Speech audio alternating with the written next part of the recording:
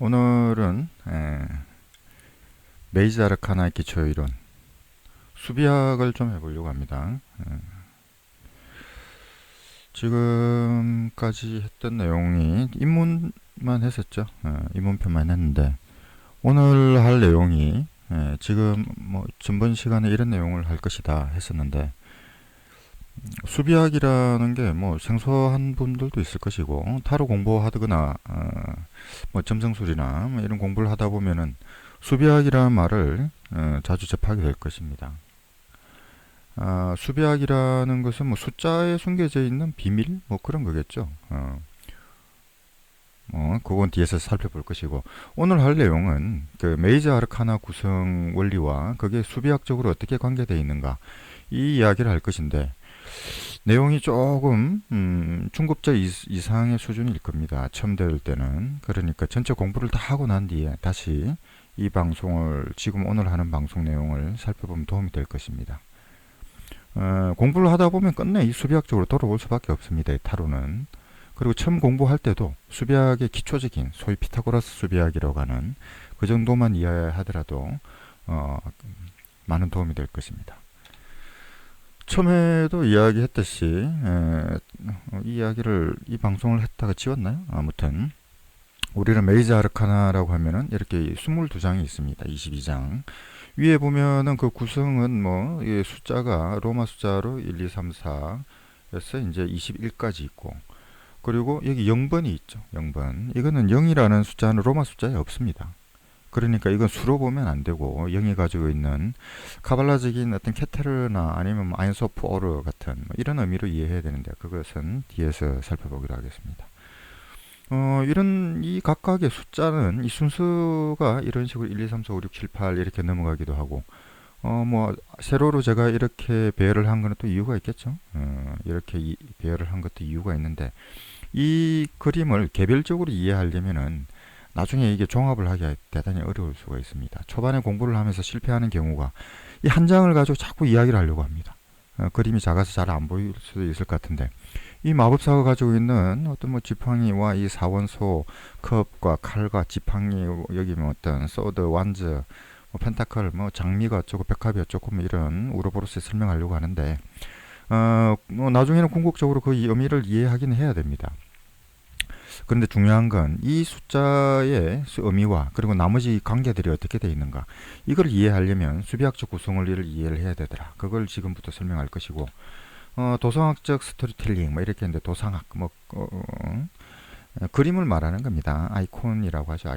아이콘 이 각각의 그림들이 가지고 있는 의미들이죠. 의미, 상징들. 뭐 그걸 이제 이해를 해야 되는데 여기에는 어떤 이야기가 숨어 있더라. 여기는 이야기를 이해하면은 가장 쉽게 접근할 수가 있을 것입니다. 그게 바로 뭐 존 밀턴의 신라곤과 뭐 에녹스와 구약의 예언서들 뭐 이런 것들이 있다. 뭐 이렇게 설명했습니다.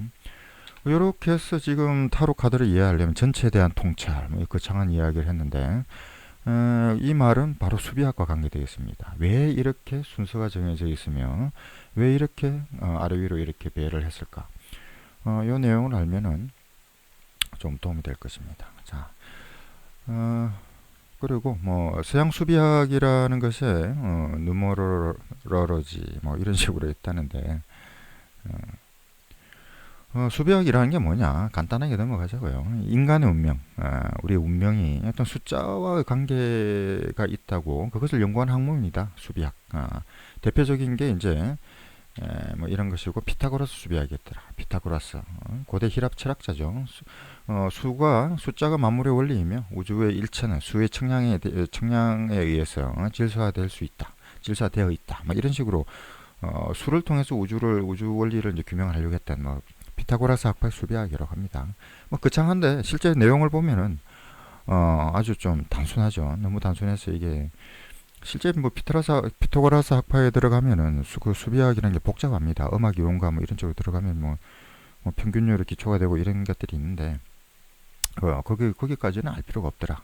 그리고 난 뒤에 제일 중요한 게 게마트리아 수비학이라는 겁니다. 게마트리아 뭐 생소하겠죠. 처음 보는 분들은 이게 바로 카발라 수비학입니다. 카발라 생명나무라고 뒤에 볼 것인데 그 속에 숨겨져 있는 어떤 수비학적 비밀을 통해서 수리수 숫자의 비밀을 통해서 뭐 어떤 우주 변화의 원리와 성서 해석은 물론 뭐 구약이겠죠.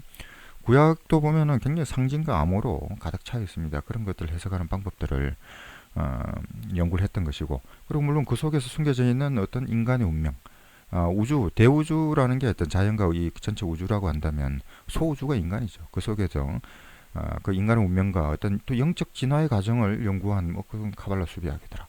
영적 진화, 뭐 대단한 것 같은데 뭐 구도, 뭐 도 닦는 길을 연구했다 이렇게 보시면 될 겁니다. 그러니까 모든 것은 신으로 다가가려고 하는 거죠.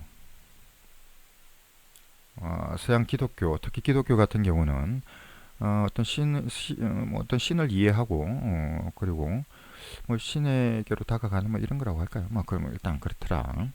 불교라는 것은 내가 부처가 되자는 거죠. 내가 깨달아 버리자. 이런 거라고 한다면 서양의 신학 기독교 같은 경우는 불교가 가지고 있는 인간학과는 좀 다르더라. 아무튼 뭐 이런 게 있더라.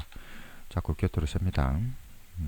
자, 피타고라스 수비학이 뭐냐? 서양 수비학의 출발은 좀 보자고요. 이게 뭐 고대 문자, 특히 이제 히브리어 알파벳에 그 소리값이 있답니다. 자, 히브리 알파벳은 뭐 22자로 되어 있답니다.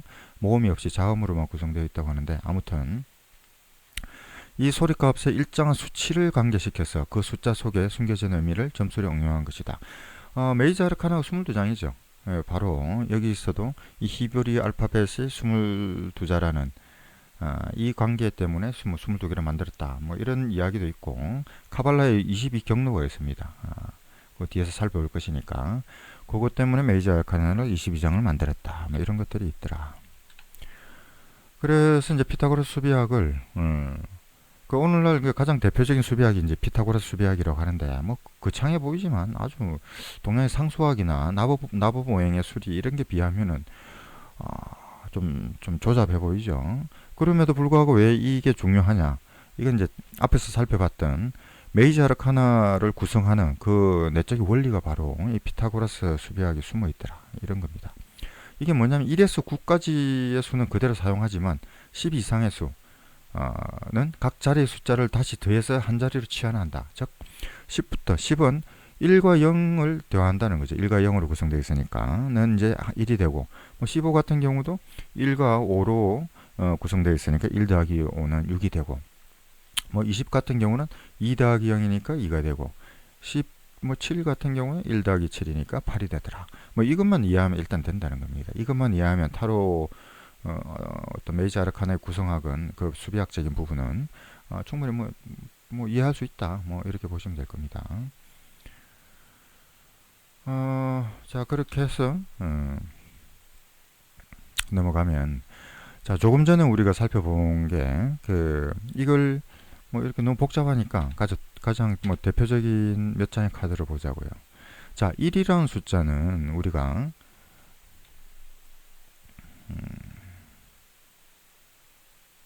이게 나중에 타로 해석이 대단히 중요합니다. 처음에는 이게 뭐지? 뭐 이렇게 한 장이 가지고 있는 이 의미에 자꾸 빠지다 보면은 전체에 대한 맥락을 잃어버립니다. 이게 왜 이렇게 돼 있는지 이런 것들. 본 내용들이 가지고 있는 것은 이제 도상학적인 그 스토리텔링을 이해해야만 되지만, 실제로 구성되어 있는 것들은 이 수비학적 논리 속에서 이게 배치가 되어 있더라. 즉 1은 마법사라는 이 카드는 1입니다. 1이라는 숫자고, 여기서 휠 오브 포춘, 뭐 운명의 수레바퀴 이런 식으로 설명하죠. 그건 10입니다. 10. 10은 1 더하기 0은 1이 되는 거죠. 자, 그러니까 이 1번 마법사가 가리키고 있는 것은 바로 이 10, 10번 운명의 수레바퀴가 가지고 있는 그 의미와 같이 있더라. 이걸 같이 그 나중에 스토리적으로 해석하지 못하면은 타로를 이해하는데, 특히 메이저 아르카나는 좀 굉장히 피곤해집니다. 그리고 여기도 마찬가지로 19죠. 선인데 태양인데 19는 1 더하기 9죠. 여기도 마찬가지로 10이고 1 더하기 0이니까 여기도 1이 되더라. 그리고 그러니까 이 태양이라는 이 카드의 의미는 나중에 이제 1과 10과 19는 다 같이 한 방향으로서 연결이 되어 있더라. 이야기가. 여기서 이제 가리키는, 뭐 손가락을 보면 뭐 하늘에서 그랬듯이 땅에서도 그럴 것이다. as above, so below, 뭐 이런 의미를 가지고 있는데, 궁극적으로는 그 안에서 가르치고 있는 내용들은 그 스토리텔링을 이해하면은 전체적으로 한 번에 딱 이해가 된다는 겁니다.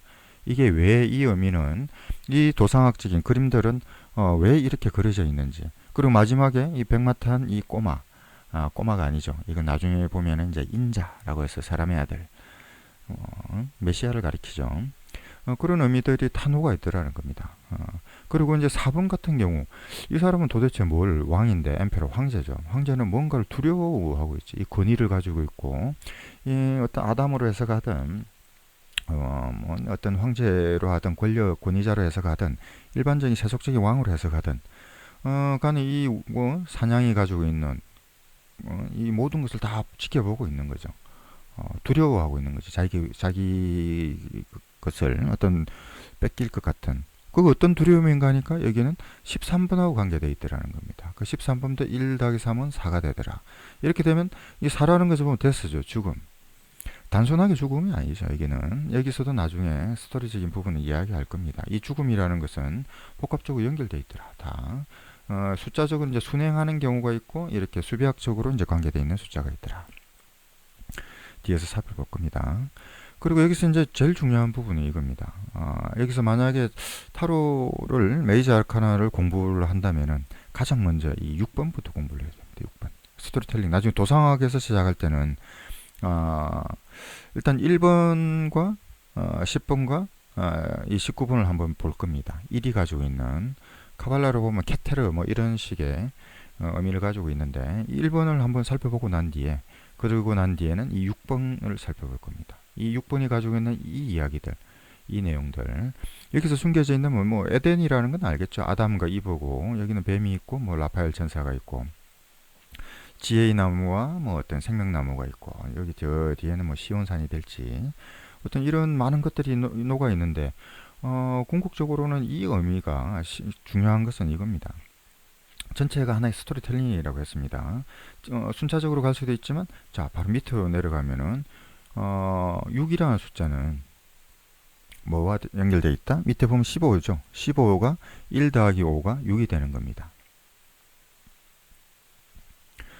그러니까 6이라는 숫자와 15가 이제 같이 관계가 되어 있다는 거죠. 물론 앞에 있는 4와 뒤에 있는 13과 여기과 6과 15라는 것은 여기는 어떻게 동양에서 이제 주역에서 하도낙서에서 하도에서 이야기한다면은 어떤 생수, 막 태어난 수고, 여기는 어떤 성수, 어떤 결과가 이루어진 수가 되는 겁니다.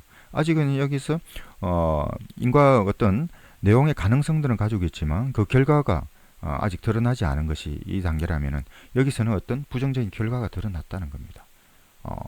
대단히 중요한 차이가 있으니까 이 부분은 나중에 이야기로서 일단 이해하면 됩니다. 전체적인 스토리를 이해하면은 자연스럽게 이제 알 수가 있는 부분이고, 마찬가지로 7번도 마찬가지고, 여기는 16번이죠. 16번도 1과 6을 더하면 7이 되더라. 여기서 이 가지고 있는 의미들, 그림들, 이게 이제 우리엘 천사라고, 우리엘, 그리고 태양과 천체의 어떤 운행을 관장하는 그런 천사라고 하는데, 여기서 이 의미를 알면은 여기서 이 팽이가 가리키고 있는 것도 엉뚱하게 오링이야 조금 이런 소리를 안 해도 된다. 물론 이제 남녀 애정 관계를 물으면 그런 이야기를 하겠지만 더 큰 이야기를 해야 되더라. 이것도 어디에 있더라? 나중에 보면은 존 밀턴은 신라학원과 그리고 뭐 에녹스라고 예언서 위경이죠. 뭐 그런 것들을 통해서 보면은 이 이야기들이 많이 녹아 있더라. 어찌되었건 여기서는 이제 이 어떤 원인, 아직 이제 결과가 나타나지 않은 어떤 전 단계라는 겁니다. 이 사람은 어떻게 보면 우리엘 천사가 가지고 있는 것은, 대천사들이 나중에 이제 사탄들과 싸우죠. 전쟁을 합니다. 전쟁을 하고 난 뒤에 다시 모든 것들을 원위치 시키려고 하는 거죠. 이런 뭐 복합적인 의미가 있더라. 이걸 그림 한 장 한 장으로 이해하지 말고 전체 스토리텔링으로 이해해버리면 굉장히 편리하게 볼 수가 있습니다. 그리고 난 뒤에 각각 도상학적인 이 천사의 어떤 계보와 천사의 의미와, 그리고 사탄의 악마의 의미와 그 사탄의 계보, 그런 것들을 복합적으로 알면은, 그리고 요한계시록이 가지고 있는 그 의미들, 그리고 여기서 또 어떤 메타트론이나 뭐 이런 모세오경이 가지고 있는 그런 의미들이 좀 녹아 있더라는 겁니다. 그리고 난 뒤에 마지막에 이제 요한계시록이든 에녹서든 어떤 예언서에 나와 있는 부분들이 뒤로 연결되어 있는 겁니다. 여기서 이제 9번이죠. 9도 마찬가지로 여기서 18번입니다. 18번은 1 더하기 8인 거죠. 여기서 이제 보통 달이라는, 문이라는 의미를 처음 해석할 때 보면 복잡하게 해석하는데, 이 또한 처음엔 정확하게 좀 해석이 잘 안 된다고 하면은 항상 구와 연결을 시켜서 해석하면 되는 거죠. 아직 여기서는 어떤 결과가 드러나지 않은 것이고 결과 이전이고 이렇게 어떤 상황의 결과 이후를 이야기하는 겁니다. 그 다음에는 이제 도상학적인 이 달과 뒤에 숨겨져 있는 태양과 그리고 여기 있는 각 동물들과 어떤 바다 동물, 육지 동물 그리고 이 길들, 뭐 성들 뭐 이런 식으로 해서 여기도 불꽃천사들 뭐 이런 식으로 이해를 하면 되는데 그 의미는 마찬가지라는 겁니다. 여기서 그런 이런 의미들로 이제 구성이 되어 있더라. 타로라는 게 메이저 아르카나를 이해하려면 전체적으로 다 그렇게 이해를 우선 해야 되는 겁니다. 이렇게 쭉 4번은 13번, 5번은 4번, 14번 이런 식으로 이해를 먼저 수비학적으로 구성이 되어 있더라. 그 1, 2, 3, 4, 5, 6, 7, 8, 9 이렇게 넘어가는 것은 이건 스토리텔링입니다. 스토리 전체 그게 어떤 스토리를 통해서 나왔는가? 그것은 추후에 살펴보기로 하겠다. 자, 이게 이제 수비학이라는 거죠. 자, 피타고라스 수비학이라는 것을 조금 전에 1에서 9까지만 이제 활용한 수비학으로 했는데 10 이상은 다시 이제 한 자릿수로 치환을 한다는 거죠. 아주 간단한 겁니다. 뭐 그것은 지금 이제 다 살펴본 것이고 그리고 난 뒤에 이걸 가지고 소위 뭐 수비학을 뭐 데스티니 넘버 뭐 서양 수비학에서 이런 이야기를 많이 하죠. 인도 약간 베딕 수비학하고도 연관이 많이 돼 있다고 하는데 이 부분은 뭐 참고로 이런 게 있으니까 한번 보자고요. 생년월일 숫자의 합. 만약에 1999년 뭐 9월 9일생이다. 이렇게 되면은 자, 아주 간단합니다. 보통 이제 여기를 1 더하기 9 더하기 9 더하기 다시 9를 더하자는 거죠. 그 9는 더할 때 없애버리면 됩니다. 이거는 1입니다. 이걸 다 더하다 보면은 여기 1이 남는다는 거죠. 9라는 숫자는. 왜냐하면 1 더하기 9 하면 1이 되는 거죠. 10이니까. 다시 1이 계속 9하고 더하니까 남는 건 이제 1이 된다는 겁니다. 자, 데스티니 수비학은 뭐 이런 식으로 구하는 방법은 간단히 구할 수가 있더라. 그리고 만약에 1988, 뭐, 2월 뭐 13일생이다. 이렇게 한다면 9를 날리고 1 더하기 8도 9니까 이것도 날리고 여기도 1과 8이 더하면 9니까 날리고 2 더하기 3은 이제 5가 되더라. 자, 5의 의미가 뭐냐? 이걸 뭐 이해하면 되더라. 그런 거죠. 그 데스티니 넘버를 만약에 이제 타로에서도 이런 이야기 하죠. 아주 뭐 유치찬란한 그런 논법이라고 보긴 하지만 어찌되었건 타로가 그런 식으로 이제 구성이 됐는데 이 숫자와 타로 카드는 좀 의미가 없습니다. 수는 이제 카발라 나중에 게마트리아 수비학을 좀 보는 게 차라리 나을 건데 어쨌건 뭐 타로 리더들은 뭐 타로 하는 사람들은 이걸 가지고 설명하기도 하죠. 근데 문제는 이겁니다. 단순하게 이제 1에서 9까지의 숫자만 나온다고 해서 메이저 그 아르카나에서 1에서 9만 가지고 하면 안 된다. 이런 겁니다. 자, 5가 있으면은 5는 항상 14와 관계가 다 있는 거죠. 이게 5가 아마 교황 카드인데 교황 카드는 어떤 절제 카드와 관계되어 있더라. 뭐 굳이 해석한다면 이 두 가지 이 단계들을 이거는 이제 내가 약간 무의식적인 이런 것이라고 한다면 이건 실질적인 내 의식적인 결과론 뭐 이런 것들을 좀 볼 수 있는 뭐 이렇게 해석한다는 겁니다. 뭐 이런 게 있구나. 이 정도 넘어가면 되고 사이킥 넘버, 뭐 어떤 정신적인 뭐 이런 넘버라는 거죠. 심리적인 숫자다. 이건 생일의 숫자를 가지고 이야기한답니다. 자, 그런데 여기서 만약에 데스티니 숫자 같은 경우는 인간의 종류가, 인간 유형이 10가지 유형이 있다는 겁니다. 어디서 많이 본 것 같죠? 이렇게 나누면 우리가 천간이 우리가 10가지입니다. 동양에서는 갑을병정해서 10개의 천간이 있는 거죠. 천간의 유형과 뭐 일간, 천간은 우리가 일간으로 나누니까 일간 유형을 뭐 이렇게 뭐 살펴볼 수 있는. 그리고 완전히 뭐 의미 없다고 할 수는 없지만 그래도 뭐 스토리텔링 위해서는 참고해 볼 만하지만 너무 심각할 필요는 없다. 이런 겁니다. 그리고 생일의 숫자도 마찬가지입니다. 생일의 숫자는 만약에 28일 생이면은 10이 되고 10은 다시 1이 되는 거죠. 근데 이거는 약간 1번이 가지고 있는 28일에 태어났거나 아니면 뭐 19일에 태어났거나 10일에 태어났거나 이런 사람들은 다 1이라는 숫자와 관계되어 있더라. 뭐 이렇게 이제 본다는 겁니다. 그 각각의 의미는 보통 이제 수비학적으로 뭐 인도 베딕 수비학이든 아니면 뭐 칼데라가 되든 뭐 칼데아가 되든 뭐 어떤 수비학이 되든 그 안에서 가지고 있는 게 너무 이게 심각할 필요는 없더라. 인간 유형을 10종류로 너무 한정시켜 보다 보면은 적중률이나 이런 것들은 좀 적중률을 차치하고 어떤 논리적인 정합성이라고 할까요? 이런 건 너무 많이 떨어지기 때문에 그래도 뭐 재미로 본다면 볼만하겠다. 사이킥 넘버와 타로도 마찬가지다. 조금 전처럼 2가 나왔다고 한다면은 이거는 이제 11과 같이 한번 연결을 해야 된다. 뭐 뒤에서 보겠지만 이거는 고위 여사제입니다. 그 11이라는 것은 나중에 정의 카드가 되는 거죠. 저스티스. 이 가지고 있는 의미가 뭐 어떤 이 사람이 가지고 있는 심리적인 성향과 관계되어 있다. 좀 신비주의적이고 너무 원칙주의적이다. 뭐 이런 식으로 이제 본다는 거죠. 그러니까 11일 날 태어났거나 2일에 태어났거나 20일 날 태어났거나 이런 사람들은 이렇다는 겁니다. 뭐 이런 게 있구나. 뭐 이 정도 넘어가면 되겠다. 또 이 방법을 동서양을 조금 좀 뭐랄까요, 동양의 어떤 청간오행의 생극적인 부분으로 또 약간 볼 수는 있긴 합니다. 만약에 이거는 이제 사주 공부나 명리 공부를 안 한 분들은 좀 생소하긴 하겠지만, 명리의 동양에도 이제 상수학이라는 게 있죠. 어떤 상 모양과 어떤 숫자를 통해서 어떤 이론을 정리한 게 있습니다. 뭐 이런 게 있는데 이게 생각 활용할 수 있는, 궁금한 분들은 제가 지금 사주 강의를 한 내용들이 많이 있으니까 그걸 참고하면 되겠다. 여기서는 너무 길어지니까 넘어가겠습니다.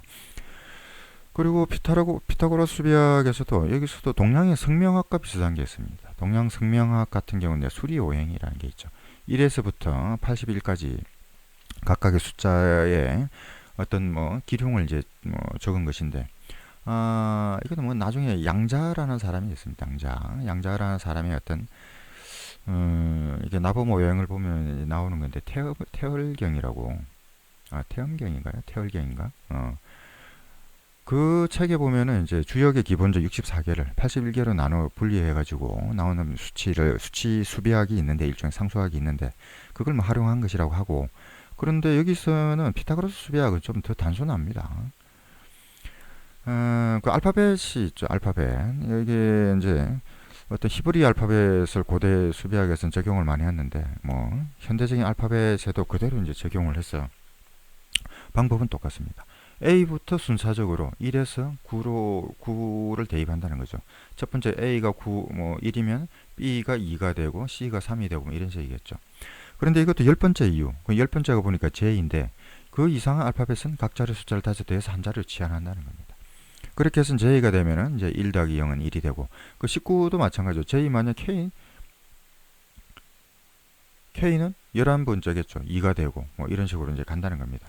뭐 19번째 S는 1 더하기 9는 10이 되고 1 더하기 다시 10은 1이 되니까 다시 1이 되고 뭐 이런 식으로 만들어서 치환하는 게 이제 피타고라스 수비학에서 성명학적인 이름 해석을 할 때 사용하는 게 있더라. 그렇게 해서 각각의 이름에다가 뭐 아담, 우리가 이제 인류의 시초, 시원이라고 하는 아담 같은 경우는 A가 이제 첫 번째고 D는 네 번째고 다시 A고 첫 번째고, M은 뭐 13번째니까 4가 되니까 총 더하면 10이 되고 10은 1 더하기 0이니까 1이 되더라. 그리고 1이 가지고 있는 의미, 뭐 이것은 뭐 카발라의 케테르 같은 케테르의 의미로 해석할 수도 있고 뭐 여러 가지 의미가 숨겨져 있더라. 그리고 2부는 어떻게 되는가? 2V2 하면 5, 4, 5 해서 14가 됩니다. 14는 1 더하기 4는 5가 되고, 카발라적으로 해석한다면 이거는 카발라는 개구라가 됩니다. 파헤드. 어떤 투쟁, 갈등 뭐 이런 게 있다는 거죠. 그 파괴와 갈등을 통한, 그냥 단순하게 그냥 없어지는 게 아니라 파괴를 통한 어떤 종합, 통합 뭐 이런 것을 의미를 하더라. 그 5라는 숫자가 이제 이브라는 이름이 그냥 지어진 게 아니라 5와 관계되어 있는 어떤 개불화적인 갈등을 유발하는 거죠. 원죄를 짓게 되는, 물론 어떤 자유의지 때문이라고 하지만 신이 인간을 만들 때 자유의지를 준 거죠. 그 자유의지를 지키지 못할 때 어떤 유혹과 어떤 사탄의 유혹이라고 하지만, 어떤 그 또한 이제 자유의지 때문에 이제 이렇게 인간의 죄라는 것이 원죄가 만들어졌다, 이렇게 보는 겁니다. 그 자유의지를 통해서 또 그 자유의지를 제어하면은 다시 이제 우리가 뭐 낙원으로 돌아갈 수 있다. 뭐 이런 것들을 보는 것이 카발라가 가지고 있는 그 의미는 그런 것이 좀 있습니다. 영적 진화를 위해서 그런 거니까 뭐 이런 게 있더라 하는 거 넘어가면 될 것이고, 자, 카발라에서 이제 게마트리아 뭐 수비야 이런 게 있는데 조금 어렵습니다. 지금 아마 저 서두에도 이야기를 했듯이 이 타로 공부를 좀 마지막에 어느 정도 정리를 다 하고 난 뒤에, 특히 마이너 아르카나에서는 카발라를 많이 좀 이야기를 할 겁니다. 그리고 난 뒤에 다시 이걸 한번 돌아보면 아니면 그때 더 자세히 설명하겠죠. 오늘은 간단하게만 보자고요. 자, 카발라라는 게 뭐냐 하니까 뭐 이런 내용이 있답니다. 아브라함이 천사 뭐 멜키세데크 뭐 이런 천사가 있다는데, 멜키세덱으로부터 어떤 비밀리에 전수받은 것 중에서 문자로 나타낼 수 없는 비밀의 가르침, 뭐 이런 거라고 합니다. 유대 신비주의자들은. 창세기 14장에 보면은 14절이죠. 14장이라고 해야 되나? 아무튼 아브라함이 어떤 전쟁을 이기고 난 뒤 오는 길에 이 멜세데크를 만나서 그 전리품 10분의 1을 줬답니다. 이게 이제 11조의 기원이 됐다. 뭐 이렇게 하는 거죠. 그리고 그에게서 이제 축복을 받았는데 어떤 언약을 받았다는 거겠죠. 그 축복을 받고 난 뒤에 그 축복 중에 하나 속에 어떤 카발라가 또 있었다. 뭐 이렇게 이제 본다는 겁니다. 이게 신비주의자들이 하는 이야기겠죠. 그래서 카발라 사상은 유대 신비 사상에서 가장 깊고도 궁극적이라고 한다. 그건 이제 카발라의 가장 대표적인 것은 생명나무라는 게 있는데, 이게 우리가 6번 카드에 서 있었죠. 6번 카드. 연인 카드에 보면은 에덴 동산에 낙원에 있는 것이 하나는 이제 지혜의 나무, 사과나무라고 하고 하나는 이제 떨기나무, 생명나무라고 합니다. 아무튼 그런 게 있더라.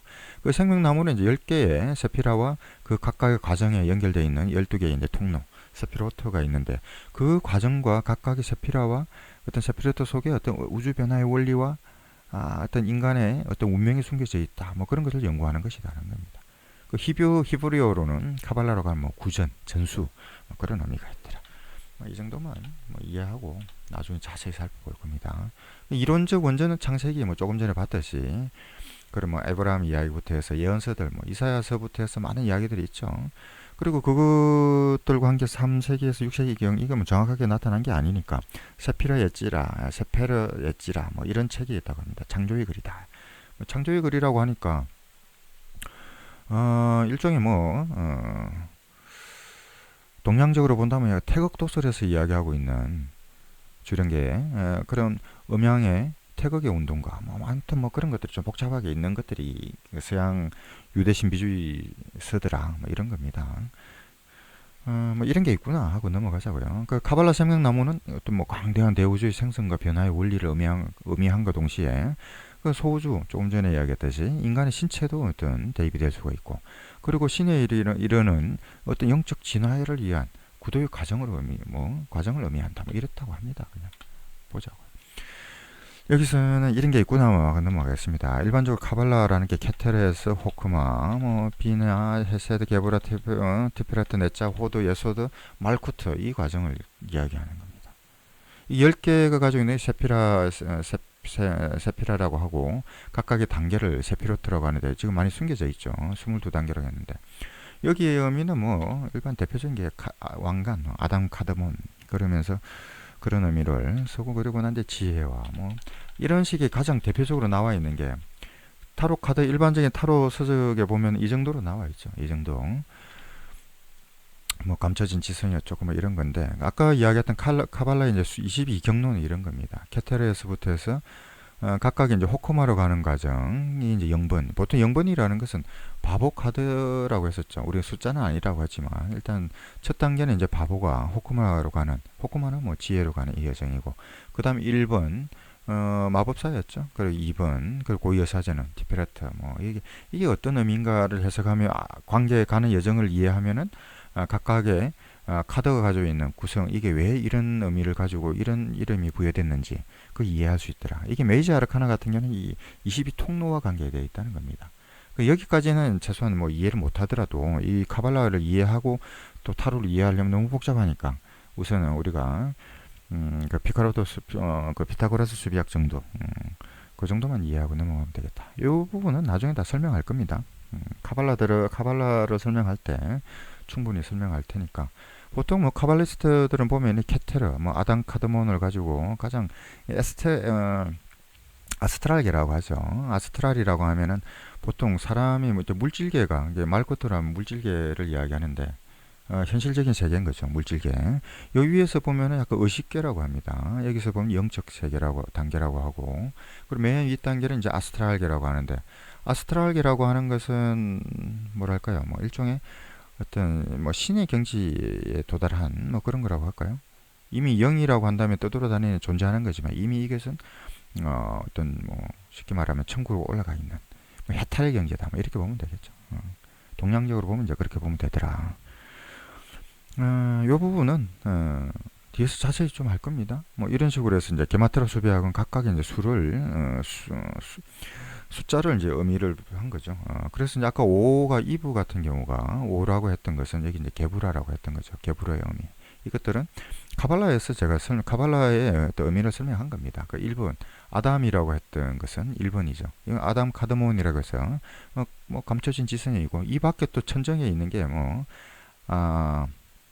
아인소프, 오르 뭐 이런 식으로 해서 그 위에 영적인 단계 뭐 이런 것도 이야기를 하고 있습니다. 신이라는 거죠. 신.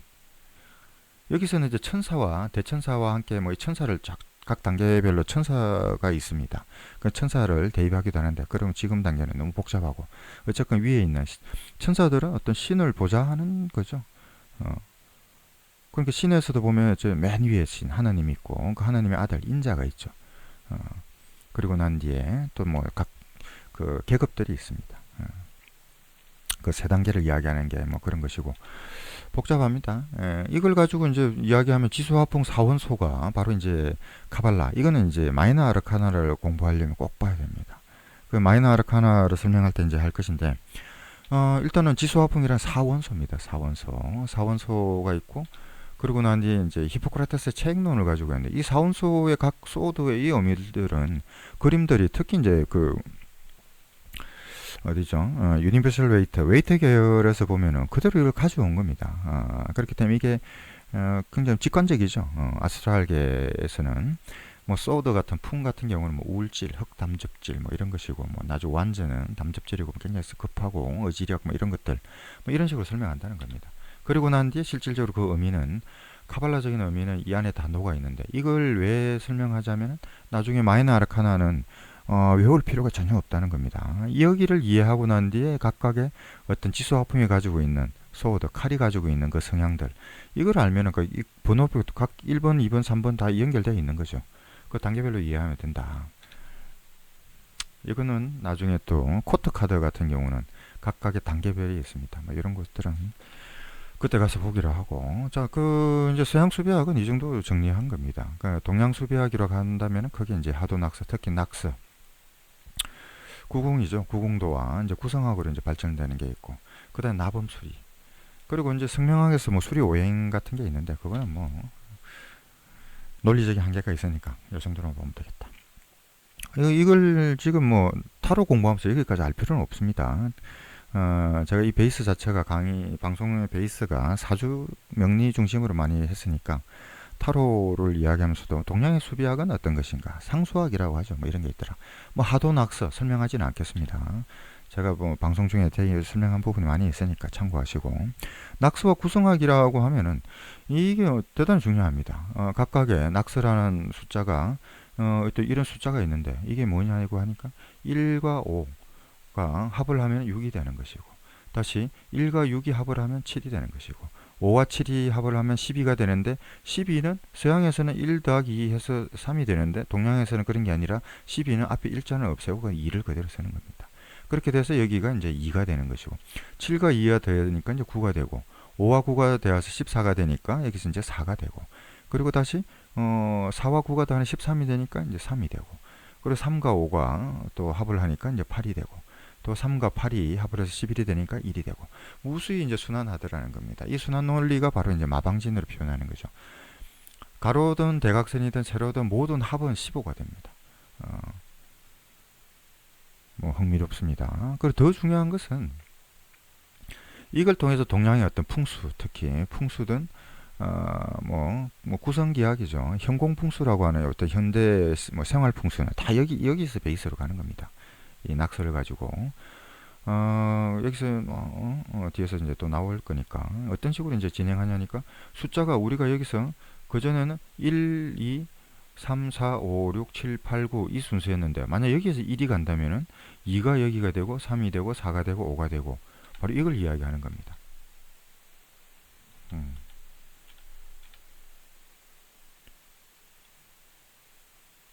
뭐 꼭 뭐 타로를 보면서 여기까지 알 필요가 없는데 동양의 수비학이라는 것은 상수학이라는 것은 이렇게 좀 복잡하고 오묘하다. 이건 뭐 기문동갑이 되든 자미두수가 되든 뭐 동양 그 구성학에서는 특히 현공풍수, 생활풍수라고 하는 그런 부분에서는 반드시 알아야 되는 거죠. 생기복덕하는 택일도 마찬가지고 모든 것은 여기서 이제 진이 출발하는 겁니다.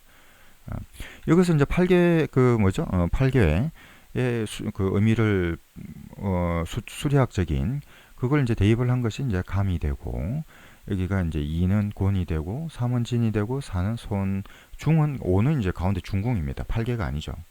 보통 팔계라고 하는 것을 이용하는 게 이제 생기복덕을 통해서 어, 태기를 보는 것이라고 한다면은 이 구성이라는 거 중궁이 들어가면서 구성학을 해서 이제 어떤 풍수까지 이제 생활 풍수를 활용하는 겁니다. 뭐 태어난 연을 가지고 본명공을 만들어서 얘들이 계속 순환을 하는 거죠. 복잡하죠. 그거는 뭐 그런 거고. 여기 마찬가지로 여기서도 이제 감을 중심으로 해서 해자축, 임묘진, 사오미, 신유술 이런 식으로 시간이 12지지가 이런 식으로 또 배속이 되고 그 중심은 어디 있더라? 바로 여기 구성기하게 있더라. 이게 동양수백의 가장 대표적인 거죠. 그 다음에는 나보보행의 수리가 있습니다. 나보보행은 이제 기곡자라는 분이 이 수리 오행을 만들었어요. 숫자를 먼저 뽑았다는 거죠. 거기다가 이제 동방만천자라는 이 선생이 여기다 이제 상, 해중금, 무중화 이런 이름을 붙였다는 겁니다. 제가 앞으로 그걸 좀 해주려고 하는데 올해 신년운세를 할 때 기본적인 사주명리, 자평명리적인 일간의 강약을 통해서 일주 중심으로 해서 올해 어떤지 전체적으로 봐주려고 합니다. 육친 중심으로. 그러고 난 뒤에 원래 매월 어떤 월간 운세는 아주 직관적으로 볼 수 있는 방법이 바로 이 나범술입니다. 나보모행에 이게 윤리와 관계되어 있는 것인데 이 부분들은 제가 방송을 한번 했다가 다시 다 내려버렸는데 이걸 아마 기회가 되면은 한번 해드리도록 하겠습니다. 뭐 이런 것들이 있더라 이런 거죠. 자 지금까지 이제 쭉 뭐 수비학에 대한 기초 개념과 메이저 아르카나의 어떤 구성에서 수비학적으로 이해할 수 있는 이런 부분을 한번 봤습니다. 그 다음 시간에는 이 부분을 대해서 구체적으로 한 두 장씩 수비학으로 관계되어 있는 각 메이저 아르카나를 한번 살펴보도록 하겠습니다. 살펴보고 난 뒤에 그 다음에 도상학적인 기초 개념을 한번 볼 것인데 뭐 이걸 이야기하면서 또 기본적인 도상학을 이해할 겁니다. 이야기하고 그리고 난 뒤에는 일단 존 밀턴의 신라곤과 요한계시록 중심으로 그 전에 이게 천사들을 좀 해야겠네요. 에녹스와 일반적인 이제 천사 일곱 천사 보통 이제 성경에서는 이제 네 천사 네 대천사 네 명이 유명하죠. 미카엘과 뭐 라파엘 그리고 뭐 아구엘인가요? 그리고 가브리엘 그리고 아구엘 뭐 이 정도인가? 아무튼 그걸 가지고 그 네 천사와 함께 나머지 세 천사 그리고 이제 타락 천사들 사탄과 뭐 여러 가지 있죠. 레비아단 같은 경우도 있고 여러 가지가 있습니다. 사탄을 중심으로 해서 한번 살펴보겠습니다. 요걸 먼저 보고 난 뒤에 신라곤 이야기를 하면 훨씬 이해하기 좋을 겁니다. 천사에 대한 개념을 모르고서는 여기도 마찬가지입니다. 천사의 계보를 모르면은 이 케루빈과 뭐 세라핌과 그리고 난 뒤에 오파님이 가지고 있는 그리고 이집트 신화 오시리스와 뭐 이런 걸 모르면 이걸 이해할 수가 없는 겁니다. 그래서 이제 천사론과 함께 그걸 바탕으로 신라곤과 요한계시록을 보겠다. 나머지 에녹스나 이런 부분들은 좀 부수적인 거니까 그 신라곤 자체가 보면은 에녹스라고 있습니다. 위경인데 에녹스를 바탕으로 한 게 맞을 겁니다. 그리고 이제 이 문제는 이제 타로 메이저 아르카나 이 타로가 보면 신라곤의 내용하고 너무나 이 순서가 내용이 같습니다. 그랬을 때 신라곤이 이 타로를 가지고 신라곤을 쓴 것인가 아니면 이 존 밀턴의 신라곤을 통해서 이 타로 메이저 아르카나가 만들어진 것인가 그 선후 관계가 대단히 궁금하다는 거죠. 대체적으로 이제 존 밀턴이 이 타로 카드를 통해서 신라곤에는 글을 쓰지 않았을까 하는 게 개인적인 생각입니다. 아무튼 뭐 신라곤 자체가 보면 요한계시록적인 부분이 많이 녹아 있죠. 요한계시록이 훨씬 먼저 서해져 있으니까 그렇더라. 뭐 이렇게 해서 요 정도로만 보더라도 메이저 아르카나에 대해서는 충분히 이해할 수 있습니다. 그 점성술까지 가야 될지 요 부분은 좀 진행을 하면서 살펴보도록 하고 카발라 같은 경우는 이거는 또 마이너 아르카나를 공부할 때는 카발라를 모르면은 또 그냥 너무 얕게 공부하게 되죠. 그렇게 되니까 기초 이론적인 부분은 나중에 다시 한번 살펴보기로 하겠다. 뭐 이 정도로 정리를 한번 해보겠습니다. 마치겠습니다.